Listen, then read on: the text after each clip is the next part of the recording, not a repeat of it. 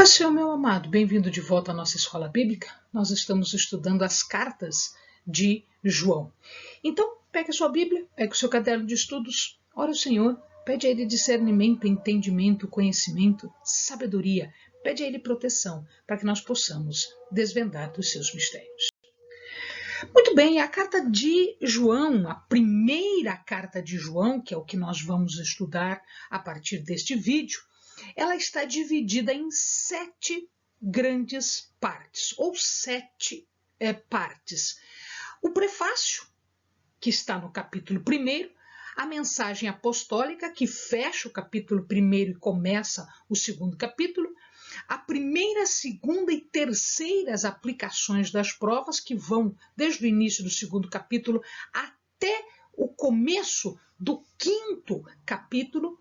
Ainda no 5º capítulo, João nos apresenta as 3 testemunhas e, para fechar o livro, a primeira carta de João, ele apresenta as 3 afirmações e conclusões que estão no final do 5º capítulo. Então vamos lá. Em relação à mensagem inicial, João coloca o seguinte: o que era desde o princípio, o que ouvimos, o que vimos com os nossos olhos, o que contemplamos e as nossas mãos tocaram, isto proclamamos com respeito ao Verbo da vida. Pois a vida foi manifestada e nós a vimos, e testificamos dela, e vos anunciamos a vida eterna, que estava com o Pai e nos foi manifestada. O que vimos e ouvimos, isto vos anunciamos, para que também tenhais comunhão conosco. E a nossa comunhão é com o Pai e com o seu Filho Jesus Cristo. Estas coisas vos escrevemos para que a nossa alegria seja completa. Quando nós lemos esses versículos aqui da introdução, primeira carta de João, nós vamos encontrar 5 lições, 5 coisas importantes. Primeiro, a preexistência eterna de Jesus, a sua manifestação histórica, a autoridade do apóstolo, a comunhão que se tem entre os cristãos, Jesus e Deus, e a alegria resultante. Vamos ver cada um deles? Vamos lá. Em relação à preexistência eterna, João nos fala que Jesus já existia. E é assim, quando nós lemos o Evangelho de João, nós vamos ver que o Verbo se fez carne e habitou entre nós. O que significa dizer isso? Significa dizer que ele estava em algum lugar. E onde estava o Verbo? O Verbo estava com Deus e o Verbo era Deus. Então nós vamos observar lá no Gênesis, quando ele diz assim: façamos o homem. Quem façamos? Deus e mais alguém. Este alguém é, na verdade, Jesus, o Filho.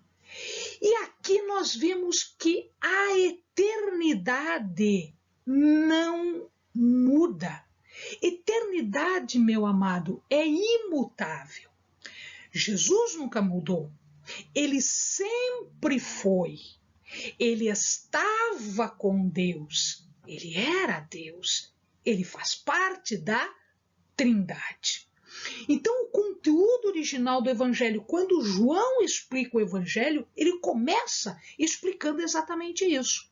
Jesus, o Filho, ele existia, ele era, ele estava com o Pai. E ele era antes de se manifestar aqui na terra em carne, se fazer carne. Antes ele tinha comunhão com o Pai? Sim. Agora, quando ele se manifesta, ele tinha comunhão com o Pai? Sim. Depois que ele subiu aos céus e está sentado à direita de Deus Pai, ele tem comunhão com o Pai? Sim. Então nós vemos o que era, o que é e o que será. Isto é eternidade. E isto nunca mudou. Isto sempre foi assim. Então, Jesus que era, foi, que é e que será. Isto nunca mudou. Assim como Deus nunca mudou. Esta é a mensagem original dos evangelhos. Esta era já a previsão que os profetas estavam dizendo. E este Jesus histórico aparece.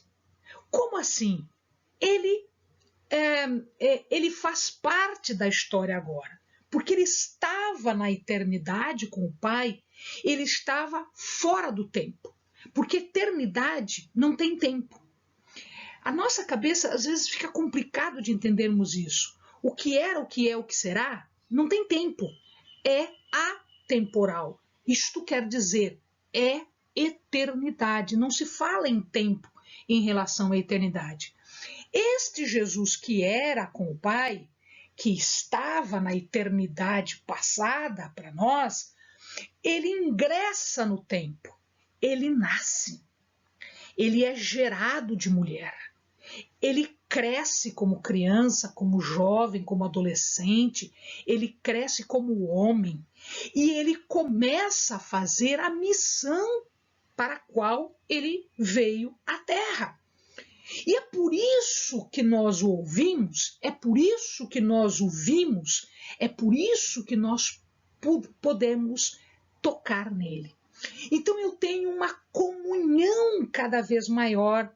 Quando eu ouço, pode ser impessoal, eu posso ouvir uma pessoa que eu não conheço, eu posso ouvir, eu posso ver algo, eu vejo um milagre, eu testemunho um milagre.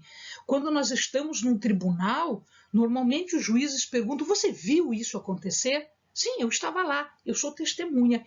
Então, aqui nós tivemos testemunhos de que este Jesus veio até nós, veio em carne até nós.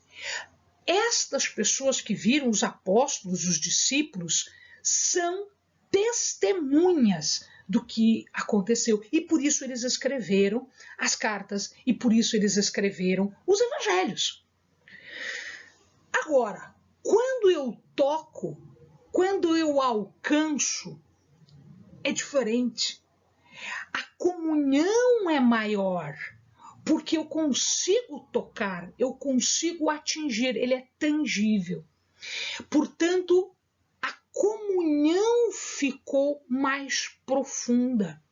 Eu sou tocada por Jesus e eu toco o coração de Jesus.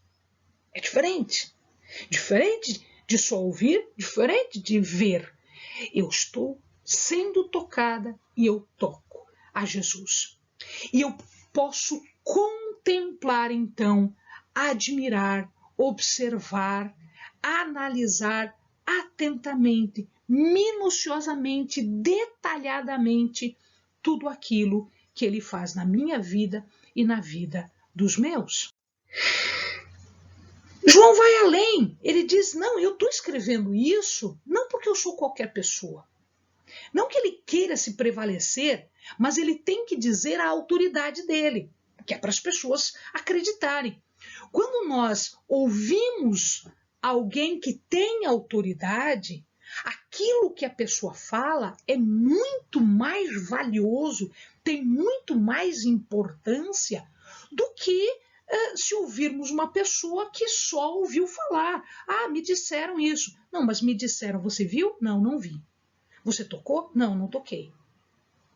Você conversou? Não, não conversei. Você contemplou? Não, não contemplei. Então, não tem tanta importância.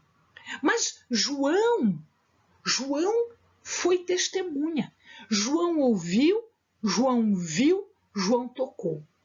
João conviveu com Jesus. João teve comunhão com Jesus.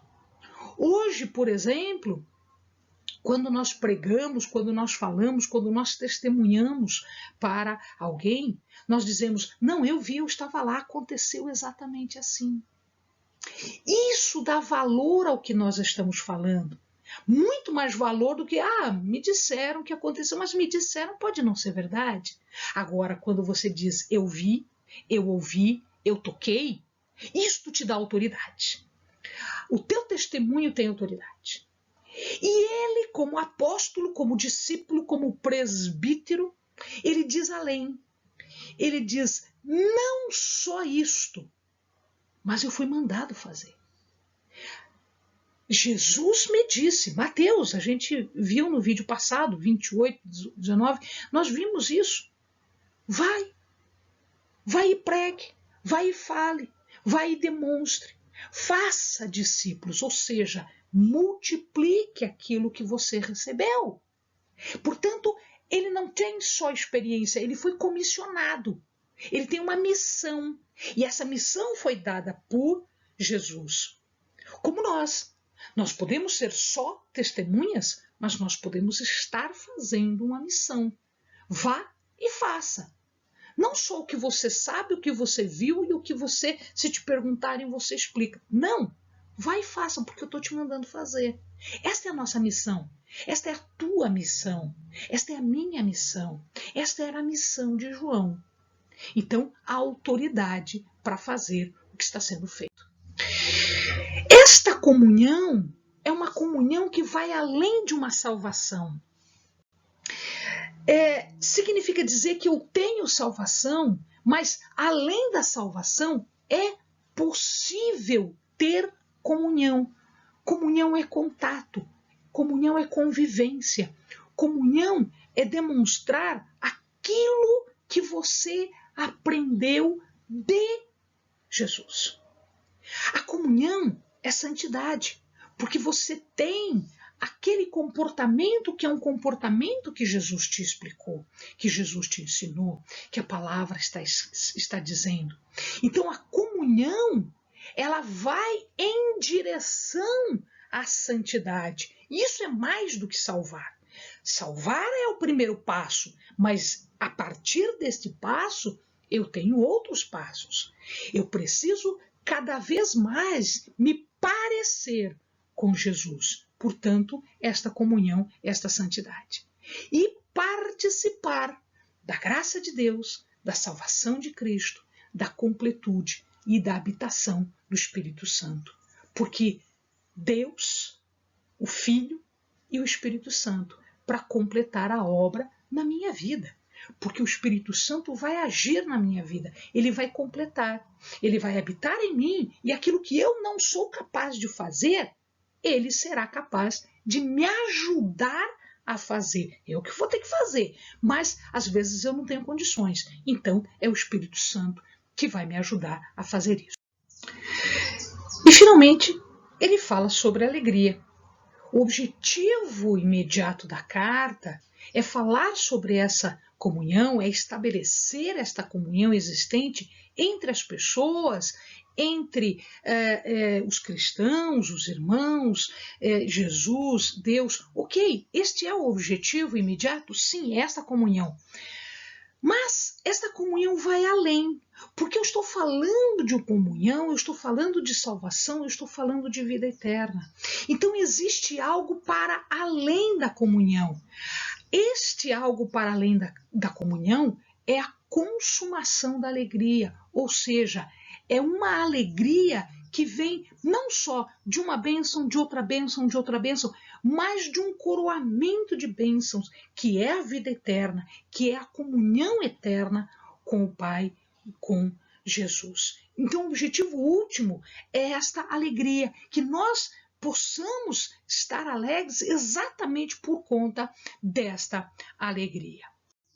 Fechamos então o vídeo revivendo, rememorando a passagem.